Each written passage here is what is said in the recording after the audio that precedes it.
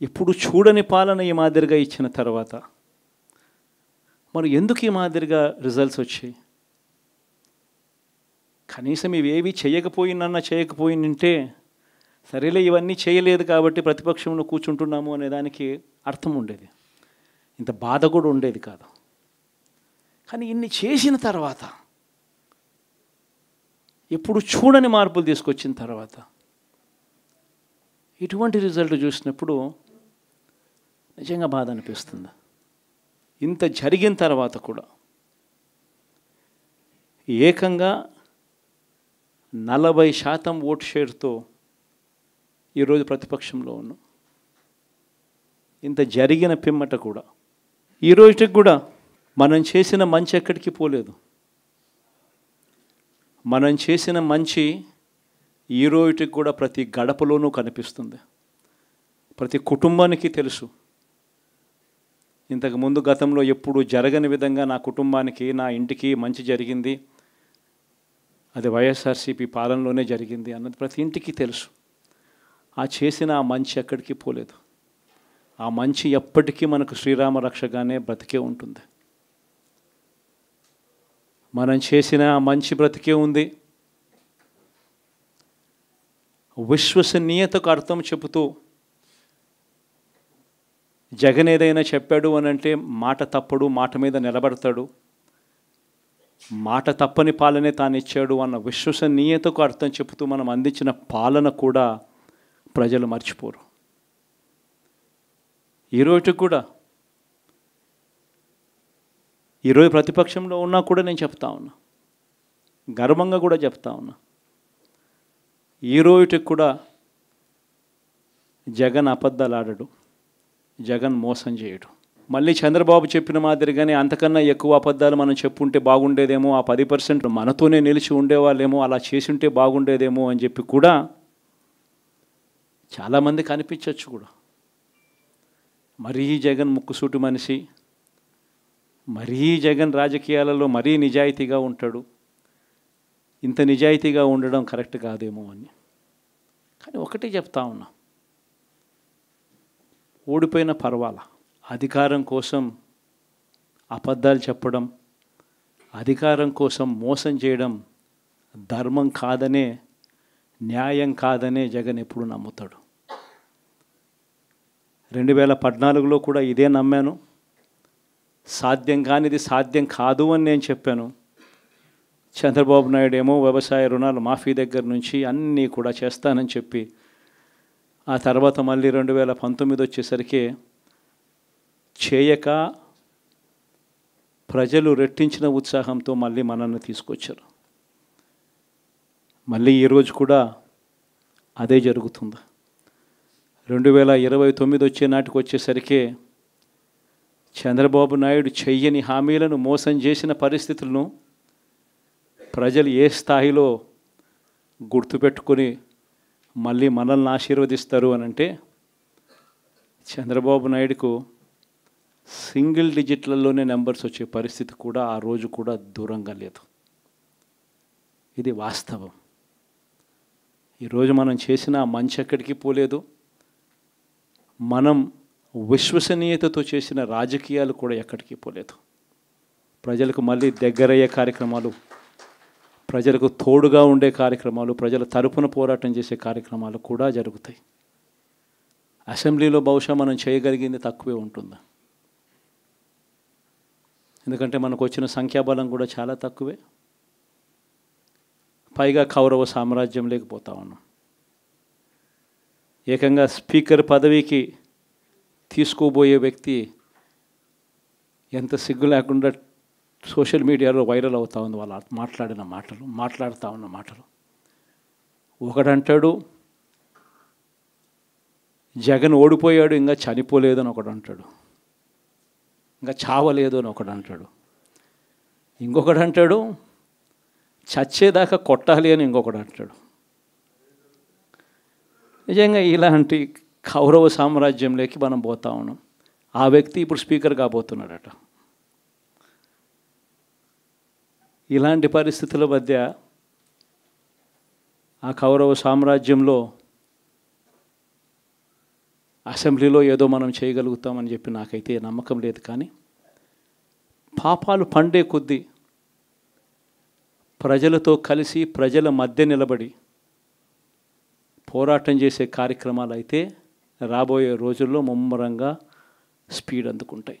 అదే జగన్ పరిపాలనలో కులం చూడలేదు, మతం చూడలేదు, ప్రాంతం చూడలేదు, చివరికి ఏ పార్టీకి ఓటు వేశారని కూడా చూడలేదు. ప్రతి పథకాన్ని డోర్ డెలివరీ చేయించాడు జగన్, మన వైఎస్ఆర్ కాంగ్రెస్ పార్టీ. కానీ ఈరోజు కేవలం వాళ్ళ పార్టీకి ఓటు వేయలేదు అన్న ఒకే ఒక్క కారణంతో ఏకంగా మనుషులను కొడతా ఉన్నారంటే, ఆస్తులను ధ్వంసం చేస్తూ ఉన్నారు అని అంటే, ఓటు వేయని వారిని అవమానిస్తూ ఉన్నారు అని అంటే,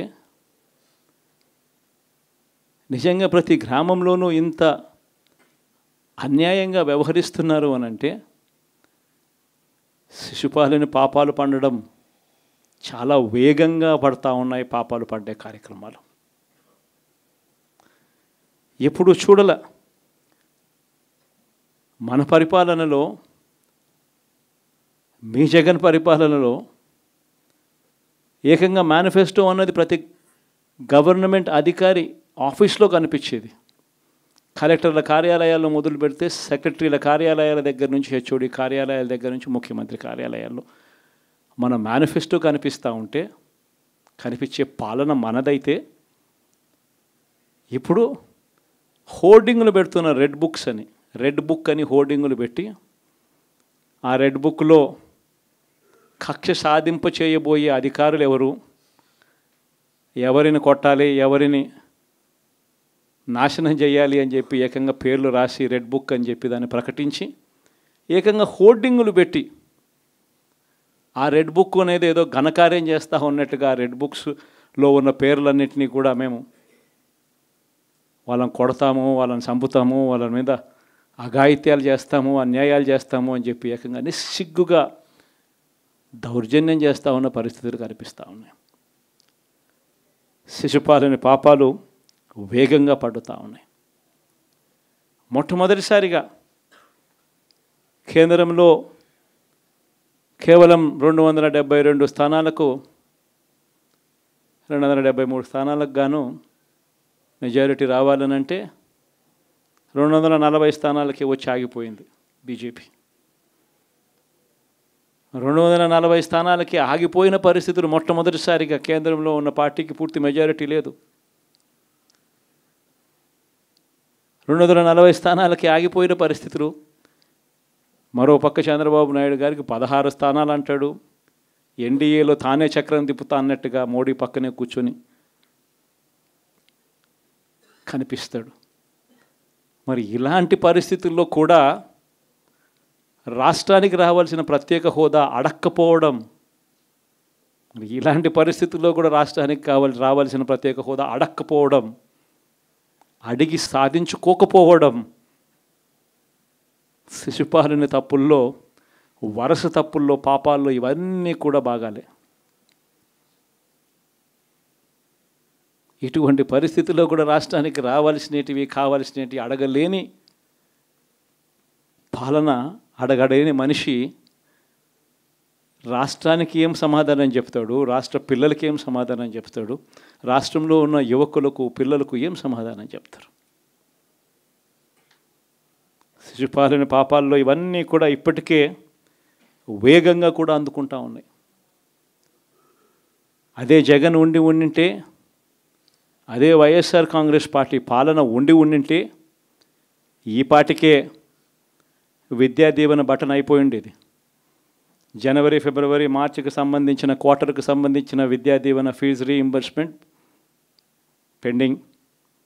అదే జగన్ ఉండింటే ఏప్రిల్లో ఇవ్వాల్సిన Vasathi Deevena first instalment pending.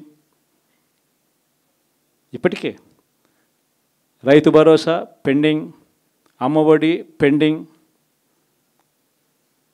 చివరికి చిన్న అమౌంట్ అయిన మత్స్యకార భరోసా కూడా పెండింగ్. అదే జగన్ ఉండింటే ఈ పాటికి ఇన్ని బటన్లన్నీ ఈ పాటికి అయిపోయి ఉండేటివి. ఒక్క జగన్ తప్పుకోవడంతో, ఒక వైఎస్ఆర్సీపీ పాలన పోవడంతో ఈరోజు అమ్మఒడి బటనింగా రాలా, రైతు భరోసా బటనింగా రాలా, విద్యా దీవెన పెండింగ్, వసతి దీవెన పెండింగ్. ఇప్పటికే ఇక ఇదే అంటుకుంటూ పోతుంది. డిసెంబర్ జనవరి వచ్చే నాటికి ఏమయ్యా ఇవన్నీ మాకు చెప్పావు, 4,12,00,000 మంది ఓటర్ల లిస్టు, ఇందులో సగం మంది ఆడవాళ్ళే, అందరూ 18 సంవత్సరాల పైవారే ఓటర్ లిస్టులో ఉన్నారు అని అంటే, మరి వీరందరికీ 1,500 ప్రతి నెల ఇస్తానన్నాడు, సంవత్సరానికి 18,000.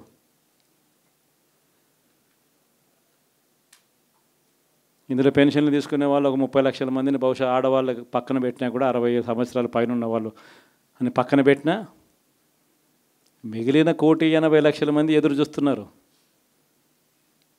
అప్పుడే చంద్రబాబు వచ్చేసాడు, చాలా రోజులు అయిపోయింది, ఇంతవరకు మాకు రావాల్సిన 1,500 నెల నెల ఇస్తానన్న 1,500 ఇంకా రాలేదేమో అని చెప్పి రైతులు ఎదురు చూస్తూ ఉన్నారు. 20,000 పెట్టుబడి సాయంగా ఇస్తానన్నాడు, అది ఏమవుతుందని. దాదాపు 1,000,000 మంది పిల్లలు పైగా ఉంటారు, బళ్ళకు పోయే పిల్లలందరికీ ఇస్తామన్నాడు. అమ్మఒడి కింద వాళ్ళ పథకం ఏదైతే నేను దాని కింద 15,000 అని చెప్పి ఆ తల్లులకు 15,000 కోట్లు, దానికి వెయిట్ చేస్తూ ఉన్నారు. ఇవన్నీ వెయిట్ చేస్తూ ఉన్నారు. ఇవన్నీ ఏవి కూడా అడుగులు ముందును పడని పరిస్థితి. ఇవన్నీ కూడా డిసెంబర్ జనవరికి వచ్చేసరికి అన్నీ కూడా ఊపందుకుంటాయి, వేడందుకుంటాయి. హనీమూన్ పీరియడ్ అనేది ఆగిపోతుంది. వైఎస్ఆర్ కాంగ్రెస్ పార్టీ చేయాల్సిన పనులు చెప్తా ఉన్నా. ఈ ఓడిపోయాము అన్న ఈ భావన మనసులో నుంచి తీసేయండి. మనం చేసిన మంచి ప్రజల్లో ఇంకా ఉంది, ప్రతి ఇంట్లో గుర్తుంది, ప్రతి కుటుంబంలోనూ మనం చేసిన మంచి ఎక్కడికి పోలేదు. ప్రతి ఇంటికి మనం తలెత్తుకొని పోగలుగుతాం, తల దించుకొని కాదు, చెప్పిన పని చేయక కాదు, చెప్పిన పని చేసి తలెత్తుకొని పోగలుగుతాం ప్రతి ఇంటికి కూడా మనం.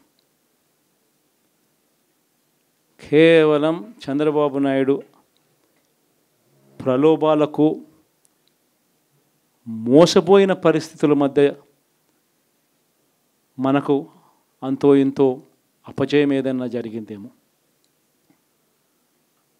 ఆ మోసాలు ఎప్పుడైతే మోసాల కింద తేటతెల్లం అవుతాయో ప్రజల్లో ఆ సింపతి, మన పట్ల ప్రేమ, ఆయన పట్ల కోపం రెండూ కూడా ఏకమవుతాయి. మనల్ని గొప్ప మెజారిటీలతో మళ్ళీ మనల్ని తీసుకొస్తారు. సో మనం చేయాల్సింది ఏమిటి అని అంటే, ప్రజల మీద మనం కోప్పడాల్సిన అవసరం లేదు, పని లేదు. మోసపోవడం అన్నది ఒక్కొక్కసారి జరుగుతూ ఉంటాయి. మోసపోయిన వాళ్ళకందరికీ కూడా మనం అండగా ఉన్నాము అన్న భరోసా ఇవ్వడం మనం చేయాల్సిన పని. మరీ ముఖ్యంగా మన కార్యకర్తలను మనకు తోడుగా ఉండడం, ఇది మాత్రం ఖచ్చితంగా చెప్తా ఉన్నా. ఇష్టం వచ్చినట్టుగా ఎప్పుడు చూడని విధంగా ఈరోజు కార్యకర్తల మీద దాడులు జరుగుతూ ఉన్నాయి, పార్టీ సానుభూతి పరుల మీద దాడులు జరుగుతూ ఉన్నాయి, పార్టీకి ఓటు వేయలేదు అని ఓటు వేసిన వారిని మీద దాడులు జరుగుతూ ఉన్నాయి. కొన్ని చోట్ల అవమానాలు, ఆస్తుల నష్టాలు, దాడులు, దెబ్బలు తగలడము, ప్రాణాలు కోల్పోవడం కూడా కొన్ని చోట్ల చేశాం. వీళ్ళందరికీ కూడా నేను మీ అందరికీ కూడా నేను చెప్పేది ఒకటి, వీళ్ళందరికీ భరోసా ఇవ్వాలి. ఎక్కడ మీ నియోజకవర్గంలో ఎక్కడ ఏమి జరిగినా కూడా పోండి, మీ తరపు నుంచి సహాయం చేసే కార్యక్రమం చేయండి. పార్టీ తరపు నుంచి కూడా సహాయం అందిస్తుంది, అది కూడా తీసుకొని పోయి కూడా ఇవ్వండి. ప్రతి కార్యకర్తకు తోడుగా ఉందాం, ప్రతి కార్యకర్తకు భరోసా ఇద్దాం, చాలా అవసరం కూడా. మన కోసం కష్టాల్లోనూ నష్టాల్లోనూ మన కోసం నిలబడ్డారు, జెండాలు మోసి నష్టపోయారు, ఓట్లు వేసి దెబ్బలు తిన్నారు, మనకు ఓట్లు వేసి దెబ్బలు తిన్నారు. వారందరికీ కూడా తోడుగా ఉండాల్సిన అవసరం ఉంది. ఇదొక్కటే కాకుండా మన ఎంపీటీసీలు, మన జెడ్పీటీసీలు, మన కౌన్సిలర్లు, కార్పొరేటర్లు వీళ్ళందరికీ కూడా భరోసానివ్వాలి. మాట్లాడండి. మన పార్టీ మీద అభిమానం చూపించే ఏ వ్యక్తి అయినా మన కార్యకర్తే. ఇలాంటి వాళ్ళందరికీ కూడా తోడుగా ఉండే కార్యక్రమాలు ఖచ్చితంగా జరగాలి. ఇవన్నీ కూడా ఖచ్చితంగా చేయమని మిమ్మల్ని అందరినీ కూడా కోరుతా ఉన్నా. సీరియస్గా నేను చెప్పిన ఈ విషయాలన్నీ కూడా పరిగణలోకి తీసుకోమని కోరుతా ఉన్నా. అండ్ ఇంతవరకు సినిమా జరిగింది ఓన్లీ ఇంటర్వెల్లే. శకుని పాచికల్లో కౌరవులు పాండవుల మధ్య యుద్ధం కూడా గమనిస్తే శకుని పాచికలు అనే సబ్జెక్టు ఓన్లీ ఇంటర్వెల్లే. అప్పుడు శ్రీకృష్ణుడు సమక్షంలోనే జరుగుతుంది.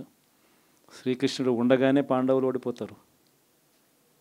శకుని పాచికలతోనే ఓడిపోతారు. ఎప్పుడైనా కూడా మంచే గెలుస్తుంది, ధర్మమే గెలుస్తుంది, విశ్వసనీయతే గెలుస్తుంది, న్యాయం నిజం గెలుస్తుంది, ధర్మమే గెలుస్తుంది. మనం ధర్మం వైపునే ఉన్నాం, ధర్మంగానే రాజకీయాలు చేశాం, విశ్వసనీయతతోనే రాజకీయాలు చేశాం, తలెత్తుకొని ఉండే మాదిరిగానే రాజకీయాలు చేశాం. తల దించుకొని పోయే రాజకీయాలు ఎప్పుడూ చేయలేదు. ఒక అర్జునుడు మాదిరి గెలిచి వస్తాడు, ప్రజలు ఆశీర్వదిస్తాడు. కాబట్టి ప్రతి ఒక్కరు ఇది గుర్తుపెట్టుకోండి.